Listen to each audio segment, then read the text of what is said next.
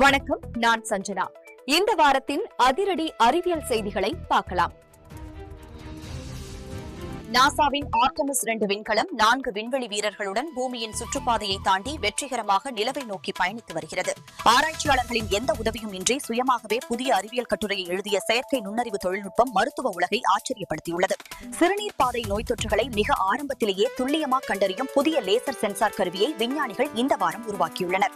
உடல் எடையை மிக விரைவாக குறைக்கும் புதிய மாத்திரைக்கு அமெரிக்க உணவு மற்றும் மருந்து கட்டுப்பாட்டு நிறுவனம் அதிகாரப்பூர்வமாக அனுமதி அளித்துள்ளது. நுண் பிளாஸ்டிக் துகள்கள் மூலமாக பாக்டீரியாக்களின் ஆன்டிபயாட்டிக் எதிர்ப்பு திறன் மிக வேகமாக பரவுவதை மருத்துவ ஆராய்ச்சியாளர்கள் தற்போது கண்டுபிடித்துள்ளனர்.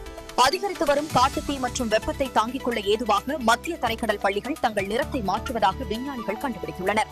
குவாண்டம் கணினிகளில் தேவையற்ற சத்தங்களை துல்லியமாக குறைக்கும் புதிய செயற்கை நுண்ணறிவு மென்பொருள் உருவாக்கப்பட்டுள்ளது. பிரபலமான கடைகளில் விற்கப்படும் சிறுவர் ஆடைகளில் மிக ஆபத்தான அளவில் ஈயம் எனப்படும் நச்சு ரசாயனம் கலந்துள்ளது தற்போது கண்டுபிடிக்கப்பட்டுள்ளது. அறிவியல் செய்திகள் இதுடன் நிறைவடைந்தது. மீண்டும் அடுத்த வாரம் புதிய செய்திகளுடன் உங்களை சந்திக்கிறேன். நன்றி, வணக்கம்.